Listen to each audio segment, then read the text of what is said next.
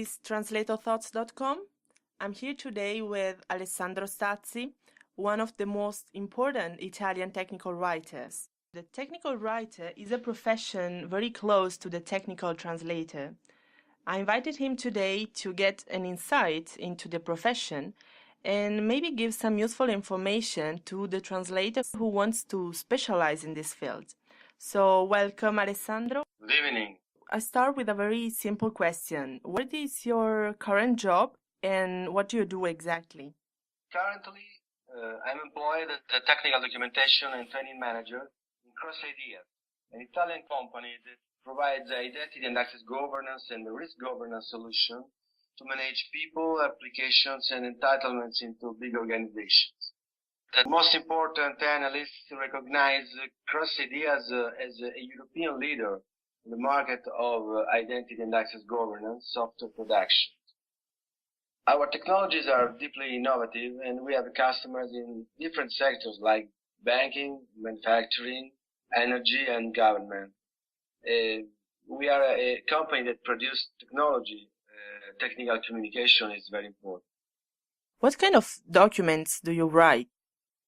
I manage the entire life cycle of the product documentation related to the software products of my company.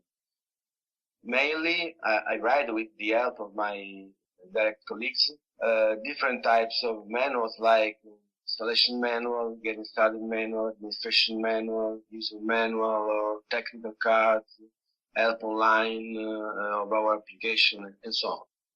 How did you become a technical writer?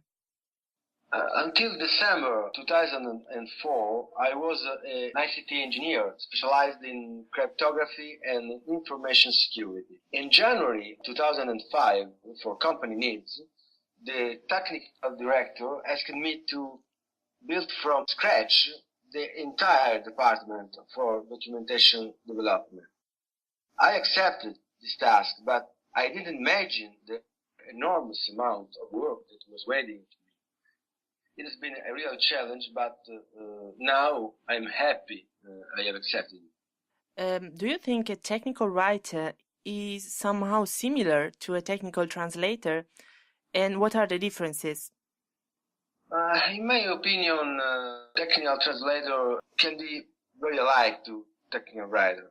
Both must have a good linguistic skill and an inclination for the technology issues. A technical writer writes to teach, simplifying and making clear concepts often very complicated, but maintaining the exact sense of these concepts. In such a way, the technical writer translates a complex technical concept into a more essential and clear language, and this is very like the normal job of a technical translator. The technical translator must have more attention for the specific linguistic issues, like, for example, the terminology, localization of particular words. In my opinion, the mindset of a technical translator is not so far from the mindset of a technical writer.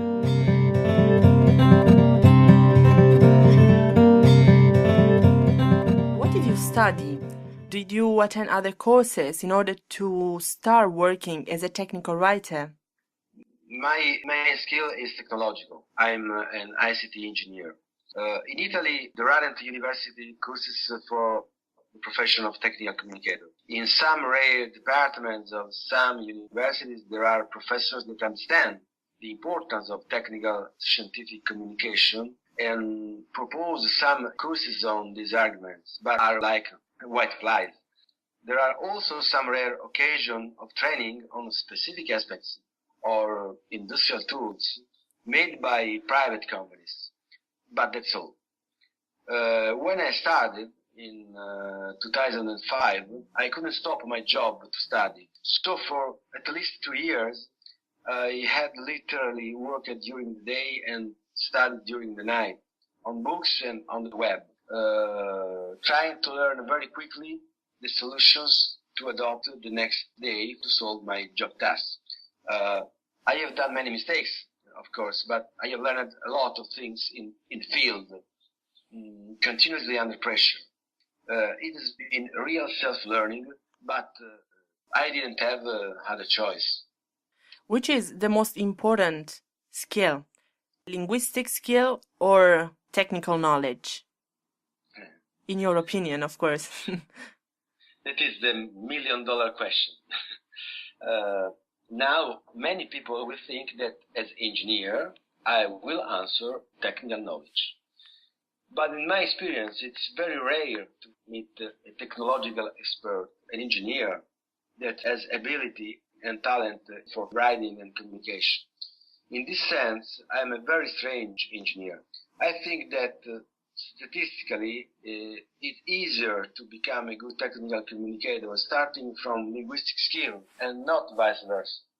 But typically, especially in little and medium companies, are technical experts that receive by the management task to make technical documentation. This is essentially because the manager thinks that a technical expert will be more productive in the short term. But in the long period, this is not always true. What language do you write in? Did you have a sufficient level of English or you had to revise it?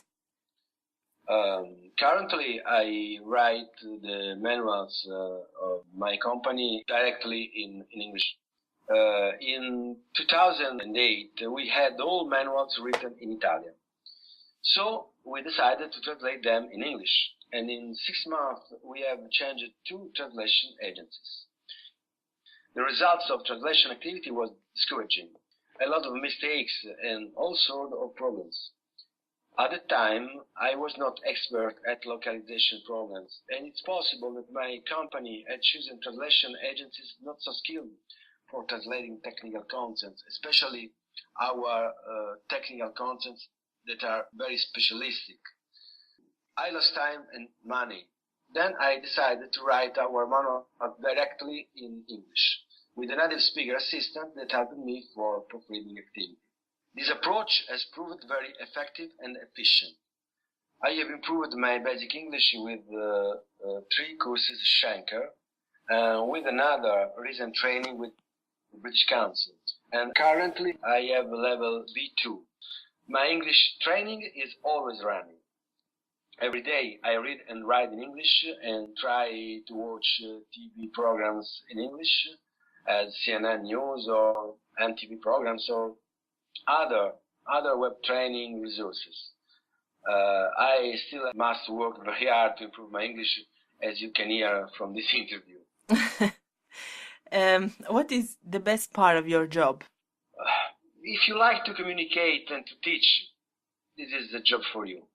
Every day, a different problem and always the basic question. How can I explain this? If you like to respond to this question, this is a job for you. It's not a very common profession, so it can be interesting even in terms of earnings, especially in countries that produce technologies and have manufacturing companies. Wow, that sounds interesting. I think it's very interesting for a lot of people what you're saying. But what is the worst part instead? Because I guess there is also a negative aspect. There is always the dark side of the moon. Always short time for everything. Always short time for everything, and everything must be ready for yesterday. This means to be always under pressure. There are 3 basic variables: quality, cost, and speed. You can optimize only 2 of them at the same time. You need very high speed and low cost, you get low quality. Very high quality and low cost, low speed. To get high quality and high speed with low cost is impossible. But the customer will ask exactly for this. Yeah, every time. I really understand what you say, because it's something that happened very frequently also with clients that ask for translations. Yes, it's a common problem, yes. What skills does your job require? Technical communicator needs many different skills. Basically, a good linguistic skill, but also technological, of course.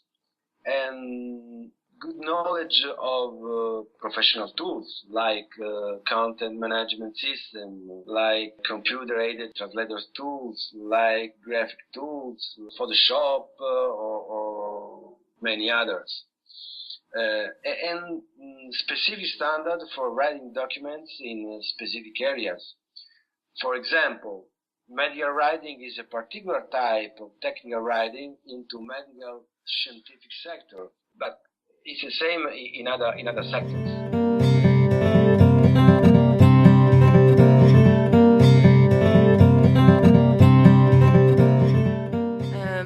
I really don't know where you find the time, but apparently you do, because besides your job, you also write on your blog. For the people who can read Italian, I'd remember the name of your blog, which is artigianodibabele.blogspot.co.uk. Why did you decide to start a blog? When I started this profession in 2005, I had not reference in Italian language, especially on the web, except some rare resource of some pioneer. Of course, a lot of material in English, but Italian nothing. In 2009, I decided to open my blog to tell my experiences to all people that, as me in 2005, were starting to become a technical writer. The blog has been a great training to improve my ability and knowledge. If you write stupid things on the web, after 5 minutes someone will outline your stupidity. To meet other professionals, to understand the evolution of this profession. My blog is not a professional blog because I write for the blog only 4 or 5 hours a week. A professional blog needs at least 2 or 3 hours per day. But a blog for professionals at different levels. So, is it useful, in your opinion, to have a blog? What personal and professional advantages do you get from having a blog? Absolutely yes. When you work a lot every day, the risk is to maintain the focus only on matters that are strictly linked to your daily work needs. But in this way, it's easy to lose a lot of other aspects of your profession. A blog obliges you to study and to get new knowledge even on aspects not so close to your daily activity. To open your mind on different points of view, to answer to the question of the readers and so on. The blog has given me more than one professional chance and large visibility. Currently, my blog is the most active and complete blog on technical writing in Italian language, even if I dedicate to it only a few hours a week. I would like to make you a question on a slightly different subject. I would like to ask you about social media. How do you use social media, if you do, and do you find them useful for your job? Yes, I use social media, essentially LinkedIn and Twitter, to build my professional network and to be updated on a large set of issues of my profession, like the evolution of tools, like the evolution of methodologies, like the evolution of the market of my profession for hiring news and so on. The problem of social network is that are very useful if you are very active on the social network. This require time, but is a time very useful for the profession. Yeah, I agree with you, and I also like LinkedIn very much, and I really find it useful to get contacts and to stay connected with other professionals. Yes, So, yes, very important. Since you named tools, I wanted to ask you, what tools do you use in your job? I'm speaking about computer tools or other kind of technical tools. In my opinion, tools are very important to speed up the process of management of the life cycle of the documentation. But tools don't make you a better writer. As a CAT tool don't make you a better translator, I underline this because someone thinks that to be a technical communicator is like to know the most charming tool, but it's not so. Tools are very important, but to become a technical communicator is something more than to learn a tool. To become a technical communicator means to study a lot and for many years, and to learn a tool is something of a few weeks. Currently, I use MedCap Suite, a powerful component contents management system, in addition to many other traditional tools as Microsoft Word or Photoshop or some XML editor and others. I would like to ask you something I'm really curious about. Did you learn more from university, from your personal experience or professional experience, or from the people you know? Where did you learn most of the things you know now? Essentially, I have studied on books and on the web, and I have built my profession on my experiences and mistakes day by day. I have had the chance to work in a technological company, leader in Italy and in all Europe on software products with very high performances, always engaged in a strong market competition. All this has obliged me to produce always a very high quality solution and has speed up my professional evolution. This is my story, essentially continuously self-learning.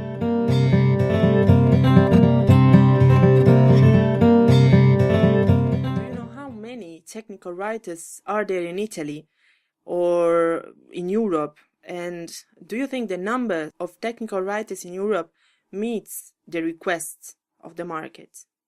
In Italy, the role of the technical communicator is not so common. Also because this is not yet an officially recognized role. Commentech, the Italian recognized association for the technical communication, focuses on the importance of the technical communication and products documentation for every company. Any technical type of communication coming out from a company represents the company itself. For this reason, it's very important and significant. Commentech currently counts more or less 100 registered members, and I am one of the 100 registered members. Commentech organizes seminars, conventions, and educational training held all over the country to promote the profession of the technical communicator. But the number of the technical communicator in Italy is not so high. For example, in USA, according to the most recent data published in 2010, there are more or less 45,000 technical communicators on 315 million of people, for a ratio of one technical communicator on 7,000 people. In Italy, keeping the same ratio with 60 million people, we should have at least 80,500 technical communicators, but I estimate that the total number of technical communicators in Italy doesn't exceed the number of 1,500 people, or more or less. In Germany, the National Association counts more or less 80,000 registered members. In Italy, technical communication is growing and spreading rapidly. I don't have very recent data, but Germany and Great Britain are surely countries in which the technical communication profession is highly appreciated. And in Italy, we are working to reach and play a leading role. So it would be a good choice for students, if there are students interested in this profession. Would you have any advice to give them? In my opinion, you need to have a talent for writing, strong attitude to communicate and to teach, and curiosity for technologies. Without these basic ingredients, it is difficult to be a technical communicator. In Anglo-Saxon countries, Students can choose different types of university courses in range from 3 to 7 years of education at different levels. But it's very important the training on the job, because solid academic training is good, of course, but only real problems teach you the best way to produce a real solution. It's very difficult to start this profession outside a technological company. It is important to work, to be in a technological company, to have the real possibility to start this profession, in my opinion. Okay, Alessandro, I thank you so much for your time and for the interesting answers that you gave us. I invite you to be my guest whenever there will be another opportunity. Okay. I really hope that this interview will help students or people that are interested in this profession to gain an insight and maybe, who knows, discover a new possibility. I thank you so much for your kindness, and I hope that my answers have made clear some aspects of my profession. I'm very happy of your attention for this interview. Okay, thank you very much. Thank you.